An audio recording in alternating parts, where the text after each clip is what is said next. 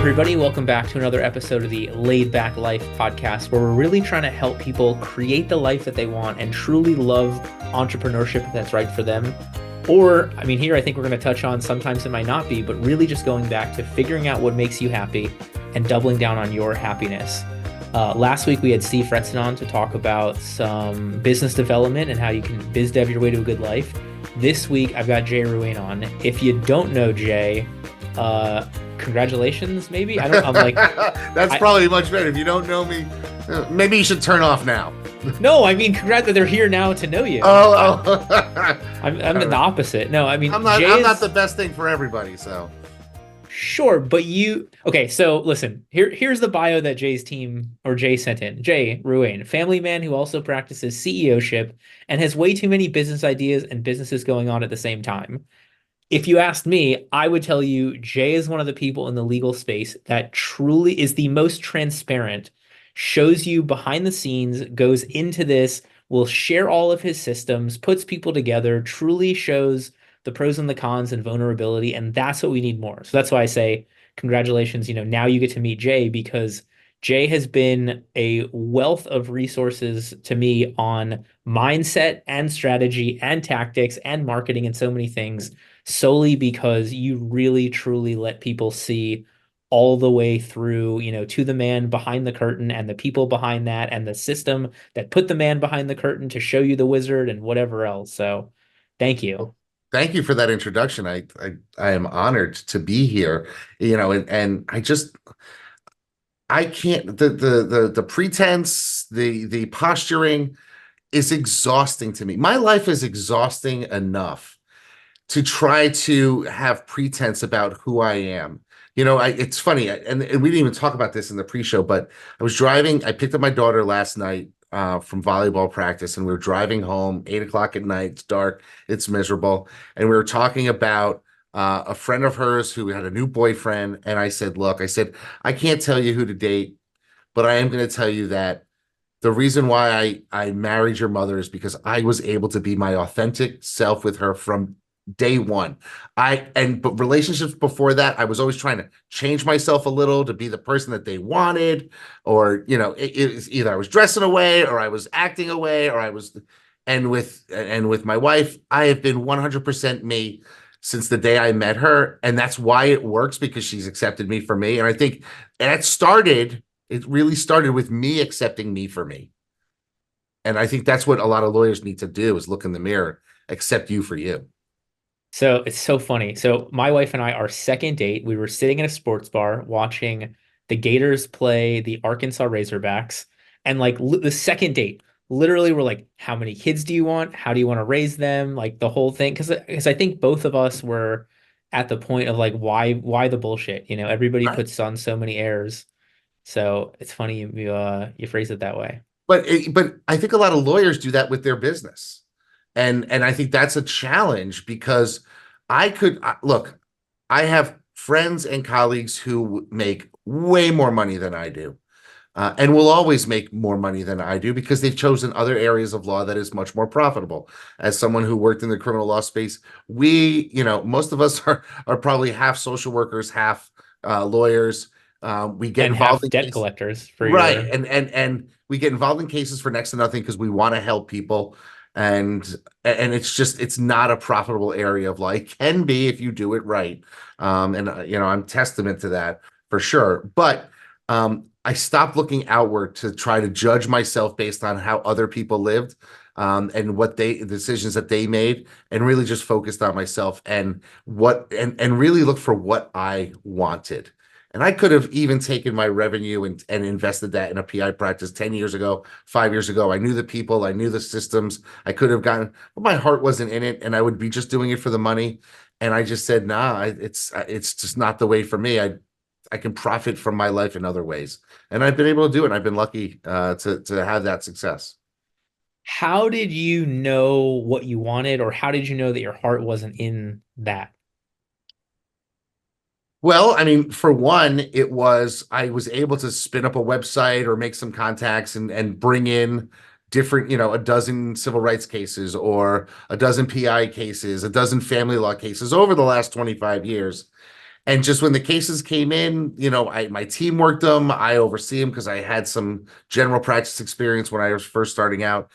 But nothing got me as jazzed as the criminal law stuff that I really like talking about, and I really like fighting the man when it comes to that, or the woman. But it really just came down to I needed to make sure that I had a passion for what we were doing in the firm, because at the end of the day, my name's on the door, and if this whole thing falls apart, I got to work out the cases. And I'll tell you right now, if I had to, if this whole thing fell apart and I had to work out a dozen divorce cases, I would hate it, and I wouldn't do a good job. And I would probably miss things because my heart's not, you're not going to do stuff you don't want to do. You're going to push it off. Look at your desk. Look at your to-do list. I guarantee you there's 5 things on your to-do list that are at the bottom that have been there for months. Because if you don't like doing it, you're not going to do it. You're going to find every reason not to do it. So my job for myself has been find the stuff that you love to do, go doubly hard at that, and execute and get that stuff off your plate that you don't want to do for somebody else to do for you. You ever seen the movie Soul, the Pixar movie? I did. Well, I've had it playing in the background a dozen Okay. times. I don't think I've sat down and watched it all straight through. With 4 kids, there's always screaming and fighting, but I do know what it is about, and yes. So to you and anybody else watching this, I think Soul is the Pixar children's version of exactly what Jay said. Like genuinely, there's the hall of interest, and every soul gets to pass through and try these things. Like it's it's so interesting to me because like in essence we're talking reactively, right? So like you generated a couple of different types of cases and figured out what you liked.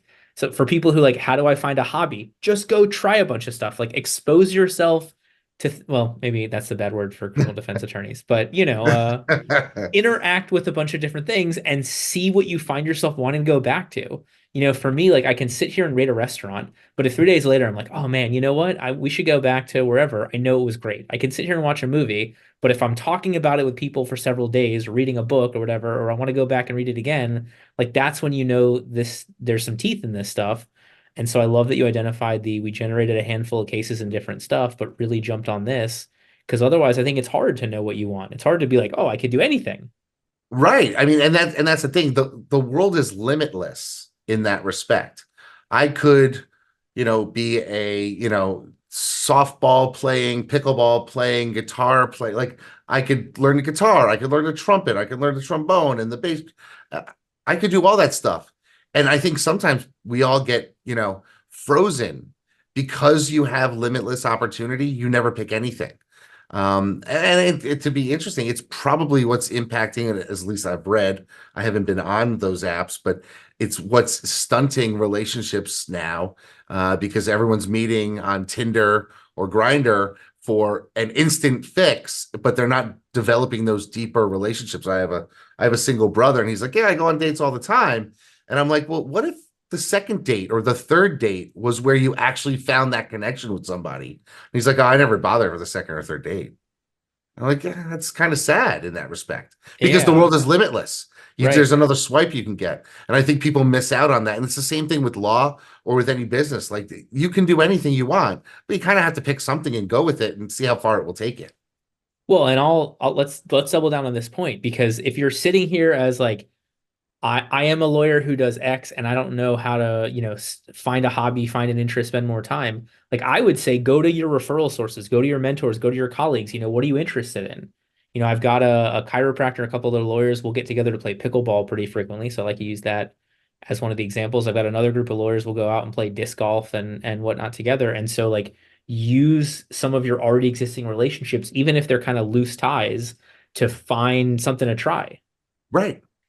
Just try it. I mean, what's the worst that happens if you pick up a pickleball paddle and you hate it? You never go back. Like it's not hard. But so many people get wrapped up in and I think, like we were talking before, like I think we are essentially involved in an echo chamber. Like we see the same people on LinkedIn at conferences, and we are just a very, very small proportion of the entire legal population in this country, and definitely even smaller of entrepreneurs in this country. And I think that we need to get outside ourselves to really have a full life. And I think that's important. I think it's important to push your limits psychologically, emotionally, intellectually. I think as you get better, you get better. Well, okay, so you said what's the worst that could happen? So let's flip that. What's the best that could happen? I think it's somebody going to a hockey game and generating $100 million referral. I don't think I Yeah. have heard a story that's better than that. So, Yeah, I mean that it was one of these things where I had tickets. I went to the hockey game. I sat down next to a guy. I said, "Hey, how'd you wind up with your seats?" Because they were my seats, and it was a conversation got passed down the line. And we struck up. I really love hockey. Oh, that's great. How did I mean, how did a Puerto Rican from Hartford, Connecticut really get into hockey? And he said, well, I was in the service and a bunch of my guys, they were all into hockey and I was with them. And so I started watching and they taught me I said, oh, that makes a lot of sense. Thank you for your service. Hey, can I buy you a beer? And he said, yeah. So what do you do? Oh, I'm a lawyer. Well, my brother got injured yesterday. I'm like, I don't do workers' comp, but I can help you find somebody, and help him out. And then he said, yeah, he really needs help. He's paralyzed. And I said, well, let me really help you out. And it turned into a wonderful, referral relationship. And in fact, I talked to him yesterday, that type of thing. So it's really just about pushing myself. At that time, my son was into hockey, so that's why we went to the game. right. I mean, it's like I hate multitasking, but that multi-impact of bonding with your kid, having some fun watching a game, building relationships with people, leading the cases, like to me, I think that's so much better than just grinding yourself into dust for 60 hours a week for 30, 40 years. Oh God, and that's just the idea that that would be your life. Um, and that's all you make from it. It's really sad to me. And maybe it's my Jesuit upbringing and education, but I think you should have an examined life, and I think you should test yourself and push yourself. And I don't think that necessarily, it's funny. You hear all the time, from some people, oh, humans aren't meant to be monogamous. Our relationships would only last like 10 years and then people would die, blah, blah, blah. Well, it's the same thing when it comes to careers. Like I have had essentially three different careers in the same field. And I'm constantly reinventing myself, all within the same structure. I was a criminal defense lawyer, then I became a DUI trial lawyer, then I became a criminal practice owner, and I've had multi stages along the way. Each one has served me at that time. I could not have been the criminal defense lawyer I was back then now because I have other pulls on my time. I have higher commitments. And I think some sort of growth is important for you to have a good life. And there's going to come a time where I'm going to grow my way out of my firm. And I'm getting to that point. And who knows what it will bring. I don't. And I'm excited for that time. Maybe it means I just sleep until noon every day. I wouldn't mind that right now. Well, that's the old story, right? The guy's on his fishing boat and dancing at night, and he runs into the businessman who tells him to start a fleet of fish so he could work Yeah. a bunch, so he could raise the company and go public and sell it, so he could afford to go fish in the morning Yep. and dance with his friends at night. You're like, huh? What Yeah. a circle.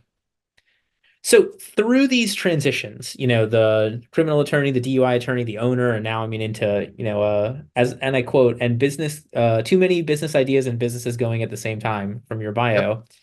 Are those changes intentional? Are those things you're like, all right, well, this is the next switch for me?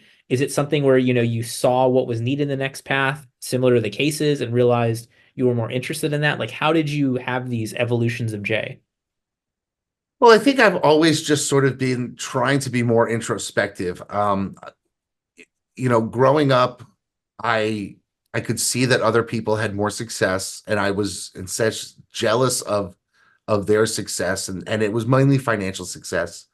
I didn't see their personal life success because you don't get to see that. The only thing people judge each other on, it seems, is financial success.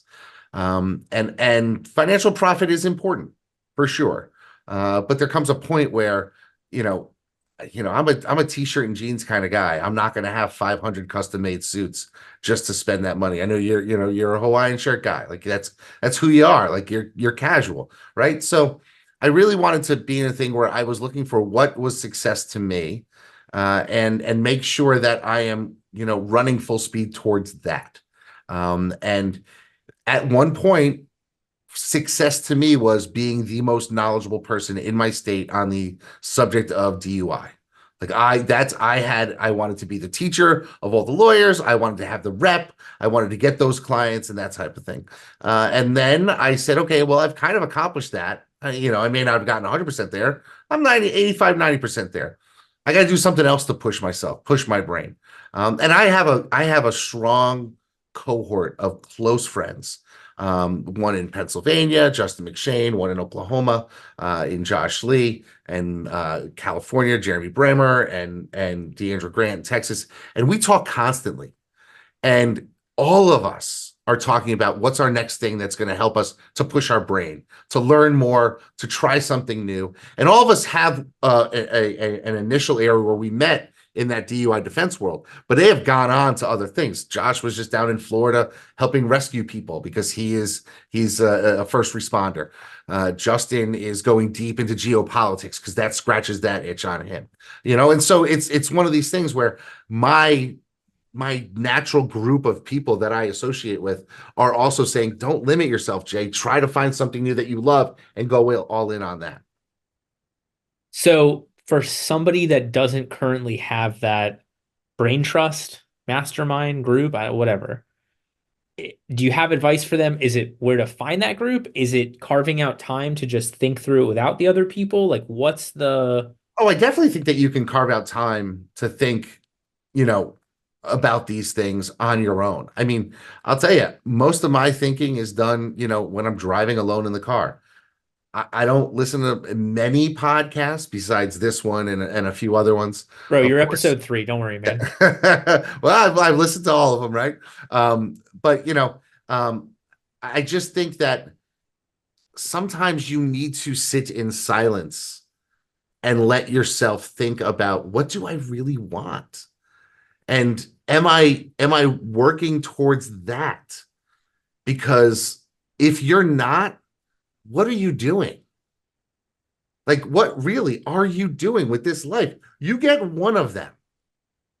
And I don't want to be on my deathbed thinking, oh, I wish I would have either spent more time with my kids or tried to learn Right. how to play guitar, and I lost that opportunity and I'll never get it. I want to try to learn how to play guitar and fail at it miserably or get good at it, one or the other. But at least I want to try it, right? Yeah. And it's about knowing where you can go and where you can grow. So I got to along those lines, I got a story I have to share. So I do about a 2.7 mile loop every morning. I've gotten 10,000 steps for almost 700 days in a row at this point. Wow. And so I come across the same people. I'll go at about the same time. There's people running. There's this one guy, 93 years old, always in his front yard, cleaning the yard. He actually fell and broke his back, and he's good now. It was a really crazy conversation to hear him like recover at that age. And so the other day I'm walking by and I'm like on my phone. And so he shouts out like, "Hey, everything okay?" And I like look up and he's like, "You're never usually on the phone." I was like, "Oh, actually, I'm writing my obituary." And the look on this guy's face was so perfect because here I am like almost 60 years younger than him. And like, that's what I'm doing. Because, I read Aristotle had a whole thing about doing it. And I wanted to see like what it put together as I was on this walk. And it's amazing to me because you realize in those moments how many things don't matter. Like Yeah. in the obituary, I'm talking about my wife, I'm talking about my kids, I'm talking about, the impact I had on the world. I'm not talking about the bank account. I'm not talking about the so many of these small things that we get stuck up on. It's interesting you talk about obituary, and I'll bring up a story that I've told internally in my office. I don't think I've told it on any podcast yet. When I was a young lawyer, there was a lawyer who was practicing in our area named Irwin Cole. And Irwin was a World War II veteran, Jewish. He was a fighter pilot, shot down over Germany. And when he was shot down, he took the dog tags off of one of his other pilots or crew members in his plane, who was Italian, and he swapped the dog tags, knowing full well that he would be executed if he was found by the Nazis. And so it was reported back to the US that the Italian guy survived because he was in a prisoner of war camp, and Oh, Irwin had died. And so that's the story that was sent back to the family back at home. Irwin then escaped from 3 prisoner of war camps, Jeez. Eventually wound up in the camp that the Great Escape movie was modeled on, Yeah. and then was eventually liberated by some American soldiers. And every year he would go back in April to have a drink a bottle of wine in Paris on the day of his liberation. And every all the judges knew that he wasn't going to be around in April, and that was cool. You know, they respected that. Turns out at some point, a judge in our courthouse had been in the battalion that had liberated the camp he was in. And so they kicked us out of the room and they had hugs and took out a bottle of whiskey and had some drinks together. And the judge was late to get on the bench that day, but it was understood. But anyway, it's interesting. If you Google Irwin Cole, you'll see his obituary. And all it says was he was a World War II veteran. Now, he has an amazing life story, Right. but it's about his kids, his grandkids. He worked as a lawyer. Oh, and he was a decorated World War II veteran. That's a significant chunk of his life. They could make a movie about his life. Right. But that's not what people necessarily are going to take away from your life. And so you should find the things that people are going to take away from your life and run towards it. I say to my wife's like, well, you know, when you die, you know, I don't want to do a wake. I said, look, I said, the wake's not for you. It's for other people to have their closure. But I kind of want to have one because I want all the people whose lives I've touched to show up and tell my kids, hey, your father was there for me. Your father helped me with his business. Your father helped me with, I think that's important for that type of thing. So if I can be more of a giver, it's gonna trickle down for generations to come. That's who I want to be known for, and known after I'm off this earth. I want people to say, "Oh, that Jay Ruane, he was a good guy. He helped me out." Yeah. It's just wild to me how, like, so I guess, why do you think more people don't have that image in mind? Is it a knowledge issue? Is it a time issue? Is it like, what's the, Well, I think it's a time issue, number one, because if you are in the rat race, it's hard to sit down and think about these things. I have never been more conscious of my own mortality than when I had my first kid, because I said, I'm not going to be there for this kid's entire life, and that was a really wild thing to think of. And so I made it my mission. But it's funny. I think I've always just been wired this way to be a giver. And I'm not patting myself on the back, but like, I did not get into the rat race of law school where I was competing with other law students for the law review seat or who was going to be first in the class. Like I just said, I don't need that, because at the end of the day, I know what I'm going to do, and I don't need to compete with everybody. I'm I probably wasn't the best teammate on sports because if we made the outgrade, if we didn't, so we keep playing. It's not that big of a deal. But I just think that, I've spent a lot of time working on myself to try to know what makes me tick. And I think you need to embrace what makes you tick and go all in on that, because you'll be happier. At the end of the day, doesn't everybody just want to be happy? I mean, I I I do. think so, but then you meet people and you're like, this person does not want to be happy. Yeah, and that's unfortunate because they're chasing somebody else's ideal of happiness. Yeah. Like I in my firm, we talk about work-life balance and taking time away. And yeah, do I say, oh, I'm paying somebody, they're taking a 2-week vacation and I'm paying them and they're not even here doing work. And I can't believe I'm doing that. But I know they need to have as good a life as possible here with me. And so while I say I wish everybody worked as hard as I do, I know that's not going to happen. No one's going to work as hard as the owner of the business. But I think if you can stop chasing other people's idea of happiness and just define your own, you'll see it's not that far away from your grasp if you can then just change a few things. Well, and it's interesting because, like, so you've mentioned, being a hard worker, wanting to be the smartest when it comes to the DUI stuff. You've also mentioned that not caring as much about the outcome of sports, not caring about as much about the money. And I think, like, that's the key to this.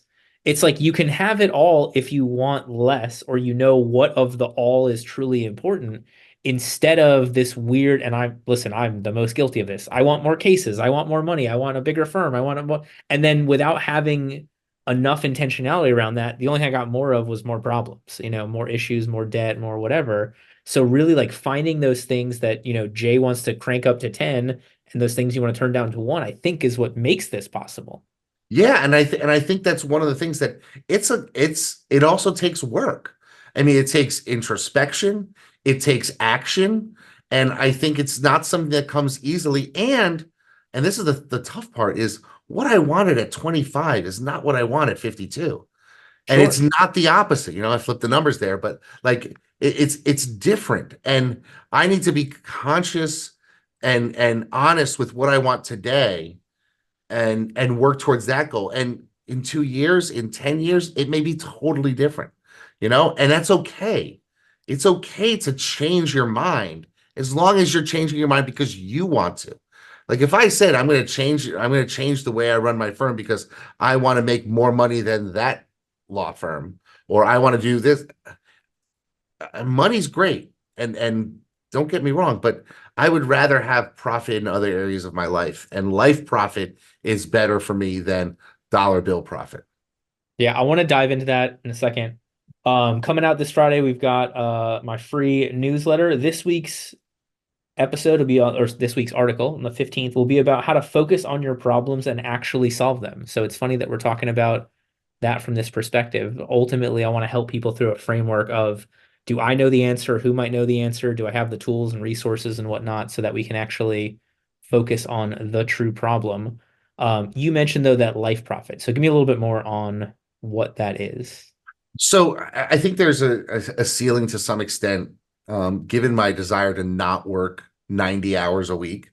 There's a ceiling in what I'm going to be able to earn in terms of revenue because I would rather overpay my people so that I have the ability to not work ridiculous hours. And I mean, I could easily take home $500,000 more a year if I, instead of having two lawyers and their benefits and a support staffer to help them, if I just got rid of all those people and I ran around and did all the work, I could put that $500,000 in my pocket. But I don't want that more money. I want more time because I can find more ways to make more money. But I can't find any way to make more time. And if you can find more way to make more time out of the 24 hours we get every day, please tell me what the secret is. Now I know Right. you can delegate and take things off your plate, and I'm big on that, right? I'm saying, hey, look, I'm not going to be the one who's going to do this. Somebody else who I pay, hopefully overpay, is going to be doing it so that they have a life and they know they're secure.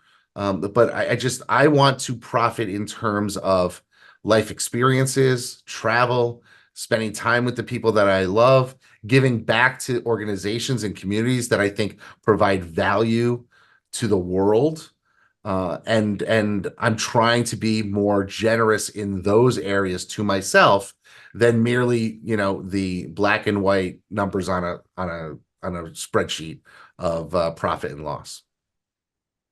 Is that something like, so you mentioned, 52-year-old you and 25-year-old you being different. Like, did you have to get to a certain financial place to be able to be less interested in the money, or do you always recall being hedging that bet or, weighing that down Oh differently no, than other people? I can tell you right now that for the first 15 years of my career, every night I would sit at home and say, how can I make more money? Okay.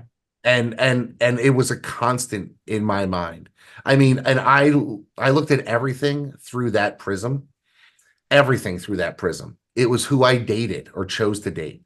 It was, oh, well, I'm dating this woman and her father's a lawyer and he's got some contacts. Maybe I can get some referrals. I mean, I was a horrible person in that respect.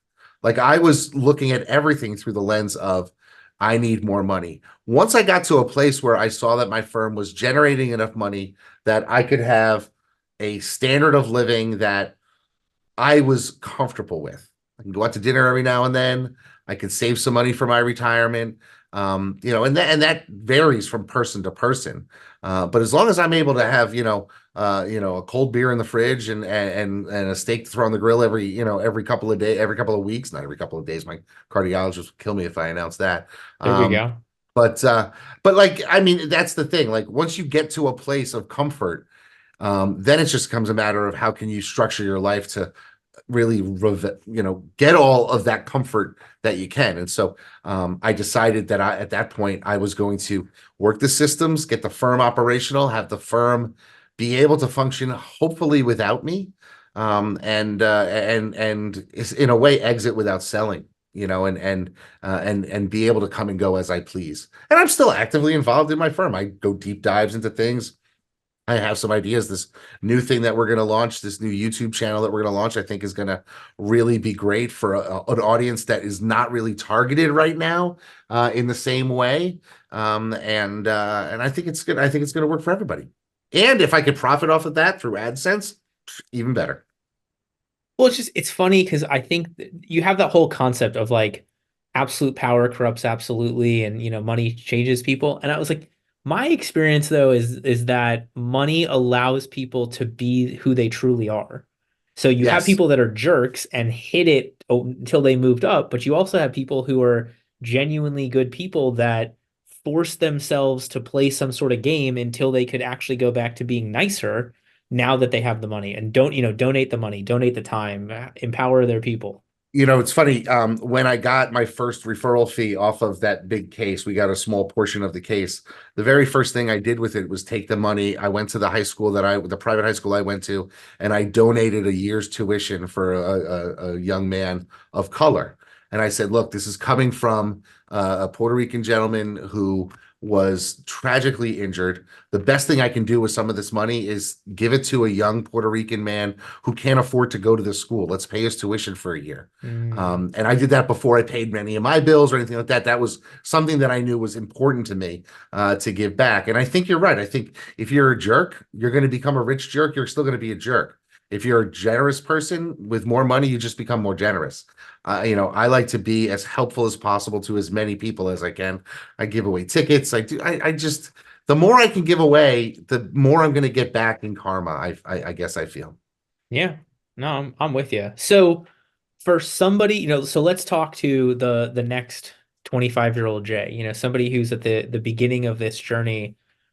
What's the first step, or what's the biggest change that you made? What bought you back the most time? I don't know what the exact question is in Well, here, I mean, but the thing that bought me the most time has been systemizing my practice as much as possible. And I think I got into systems because I it sounds amazing when I say it, because Jordan, you know me, but at the end, I'm a lazy kid at heart. And if it's something I don't want to do, I want to get it done as fast as possible or push it onto somebody else. And yeah, systems allow me to do both of those things. Either I got to do it and I can execute it really quickly, or I can push it onto somebody else because I want to be lazy. And that doesn't mean that I'm not doing a million things. It just means right, I don't want to do certain things and I'm going to avoid them. And being self-aware to know that, hey, I'm not going to do this stuff.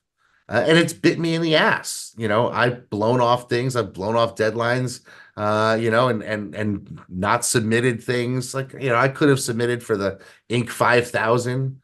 I miss the deadline every year. I'm like, I don't really care about being known for that stuff. I know it's important to some people, but yeah, it's just I don't judge myself based on that. And I know some people that are on it and they're not even doing it for themselves, they're doing it for their team. And I think that's more admirable, because at the end of the day, I mean, like Bill Murray says, you don't want to be rich and famous. You just want to be rich. You don't want people to know who you are. And I kind of like that sort of mentality. I just want to be unknown and happy. but Which is weird for a where guy with multiple books, multiple podcasts, who's trying to give as much away as I possibly can. But that's really, I guess, my dichotomy. but I think those are the same thing. Like you say lazy. To me, I you put me in an escape room, I will struggle with the puzzle for the entire hour if need be. You make me stand in line at the DMV for 5 minutes, and I'm like, why can't I just fucking hire somebody to be in line for me? Like, so it's I think Mark Manson from How to the Subtle Art of Not Giving a Fuck has the best. Like, nothing will ever be perfect. So find the problems you actually want to have and work towards having those problems. So I think the systematizing the other stuff allows you to struggle on what you want to struggle on instead of being stuck on the BS. Right. And the systemizing came from that, question I would ask, how do I make more money? Well, I can make more money by handling more cases, but I have the throughput. How do I get the throughput so that I can make the profit and not yet have to spend hours upon hours, talking to these clients? Okay, well, I can do that through standardized letters that are going to go out to them and a process. And so it was, that was controlling. Now I'm at a different point in my career. If I were talking to 25-year-old Jay, I would say, let's see. The advice I would give to myself now would be like, take every dollar you have and invest in pay-per-click, because eventually it's going to be, hundreds of dollars a click, and you're getting it 25 years ago at 2 cents a click. That type. If I could go back, I would totally I would invest more in pay-per-click. And the business for me has changed because I transitioned into DUI when DUI was huge, and now DUIs are down to like 50% because Right. people aren't going to bars, young people are meeting. I mean, when I was young, you would call your friends or leave a message, hey, we're going to this bar, and that's where we would meet up and talk. Now they're all texting on their phones and they're not meeting up. Bar business is down, Or DUIs are they've down. got Uber and Lyft to Yeah. get there and come back. And they're meeting people not at bars, they're meeting people online. So it's a different. So I might say to a young person now, hey, look, there's a lot of different ways that you can make your money, but you're never going to go wrong being generous and helping other people out, because it comes back. It Yeah. comes back to you no matter what. It does come back. Well, and see, the thing that always boggles my mind. So, you're sitting here with the 2 cent clicks many years ago, which is absurd. Right. There's something right now that in 25 years is the 2 cent clicks. Like, I don't know And if I know what it's it is. okay. It's YouTube pre-roll ads All that you can right. get for a half a penny to make somebody watch 15 seconds of your brand before they get to watch the YouTube video that they want to watch. I mean, if I think right now we're probably spending $50,000 a year or more on just YouTube pre-roll brand ads to build the brand of our business. And if I can encourage anybody else to do it, it's there is so much bandwidth in YouTube that is available to put your ads on. And I mean, we're getting ads at 1/10 of a penny. I mean, 1/10, not even 2 cents. I can get Yeah, 20 ads for 2 cents. that's And crazy. they're watching all 15 seconds of your ad or all 6 seconds of your ad. That's why I'm going all in on that. Well, and because it's so interesting to me. I have found myself Googling so many fewer things. Like I will just go to ChatGPT and ask it the who won the best the Oscar in whatever year or whatever randomly comes up. Or my kid asked yesterday, the one that we looked up on ChatGPT was, do your after you die and decompose, do your teeth stay in your body or do they fall out? And apparently, as long as you're not moved too much, they stay in, but everything goes through that. And I was like, well, thank you, ChatGPT. But the video stuff, like that's the thing, I think there is an AI video. So if you're looking for how to do something, how to change a light bulb, how to swap out an air filter, how to fix a drain pipe, whatever, like that's there. And I think there's better than most TV shows in the quality of some of these videos on YouTube because they're not kept to a 22-minute block. They're not Right. forced into something. And so like you've got an opportunity where people are changing how they find answers, but still looking for a specific type of thing on YouTube that isn't anywhere else. Yeah, I'm really surprised that some of the major networks, they all have their streaming services, but I'm surprised a major network hasn't gone in and been like, you know what, we're gonna create a high-end sitcom and only run it on YouTube, because I'm sure with AdSense Mm. they could make their money back, and they would just gain so many followers. It seems like it's a lost opportunity there, because I talk to my kids and my nieces and nephews, and they are all under 25, and their first destination is YouTube or ChatGPT. Yeah. It's not Google. And I think, I mean, Google is YouTube, but they're looking for videos of things. So yeah, I mean, I'm with you. And it's interesting. It's interesting to me because we see the opportunity on everybody now is selling their AI, and half the time it's just a chat GPT plugin. But you're right, like the YouTube stuff, on the one hand, it seems already overplayed, but the opportunity, there's still so much untapped potential there that it's still There's underplayed. It's underplayed for sure. And I mean, Yeah. it's funny. You talk about everyone's selling their AI. I've taken all of the resources from my criminal mastermind. So all the transcripts of all of the sessions and all of the resources that we've put together over the 3 years that we've been doing it. And I'm training a GPT now, and I'm just going to release it to the public. The GPT knows everything that I've created, doesn't know everything I know, but knows everything that we've created in our mastermind. And go ahead and use it. It's going to be for all of my members. Just Yeah. your questions, that type of thing. The more I can help you make your practice better, the better it's going to. Maybe in a past life, I don't know. Maybe I was a bank robber or a murderer or something like that. And in this life, I've tried to give back more. But I'm really trying to be the example that I want my kids to follow, which is be generous, be as good a friend to everybody as you can be. I'm just waiting for us all having our own JI. It's too We'll funny, see. man. Anything that we're missing that you want to talk about as we get towards the end? So, my newest thing that I'm going to talk about is a YouTube channel that we're going to launch. And I've seen all of these people out there, and I see a lot of lawyers out there, and they try to put up a YouTube channel, and it all is self-serving. Let me tell you about my firm and how great my firm is, and how we can help you. So we're going to take it one step further. We've created a channel that's called 2 Minute Law School. And there are so many people that you and I have met over years where they say, "Oh, I could have gone to law school. I should have gone to law school. I like to argue," that type of thing. Or there's law students who need exposure to legal concepts before they start, or maybe they're struggling in law school. And so we're breaking down black letter law into 2 minute chunks and putting it out there, with a hope for us that we can get critical mass of people just viewing the Yeah. channel. There's really nothing out there. There's a couple of like Themis and Barbary, lectures that people put up there, but it's not really meant for the current, demographic of who's going to law school. Or maybe Right. it's two guys arguing in a bar over, your tree falls on my property, who's responsible for it, type of thing. So we're going to give them all of the black letter law, con law, criminal law, civil procedure, evidence, torts, property. We're gonna be doing these 2 minute clips, and my goal is to have 1,000 lessons up in the next year. So There we got we the go. studio up and going, and we're gonna see if that can help people. And it's my way of giving back to the law student community for the future. So along those lines, it was a post, I think it was on Threads, and it was somebody who posted, basically they were like, don't give me your legal advice. I know better. I'm in law school.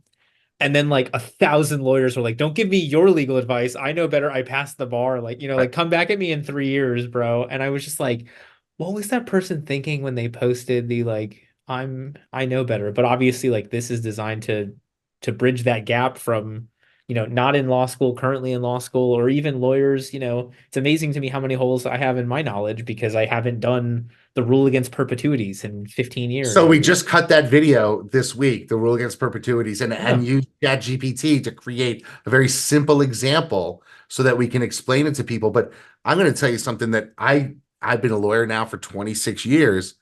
Did you know that there's a privileges or immunities clause and a privileges and immunities clause? I didn't remember that from the bar review. I'm just seeing it again. No, that And there are I'm two like, different ones. there's two different ones. Huh.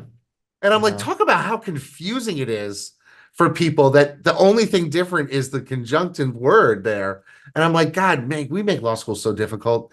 And that's probably there's a reason why there's a lack of lawyers. People are attracted to the program, but then they can't afford it, or it's too confusing. And it's unfortunate because we need more lawyers in our society.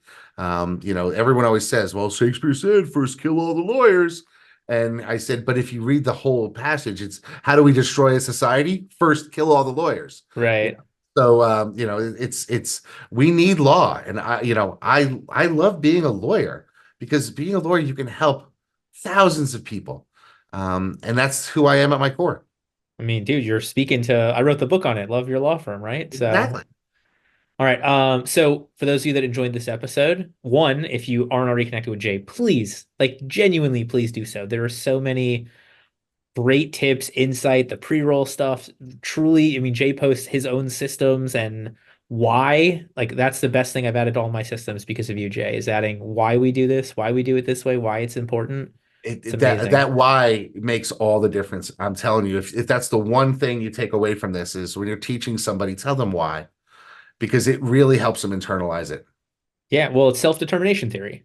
Are you Yep. familiar? Okay, so for those of you that are not, in essence, the highest performing employees have the opportunity of autonomy, the ability to gain mastery, and then the understanding of where it fits in the overarching thing. And so, like, if you can give people their kingdom of what they're in charge of, if you give them the time, the resources, the skills, the talent to do it, and then you explain to them the why, you have the best employees, the best coworkers, the best whatever we want to call them.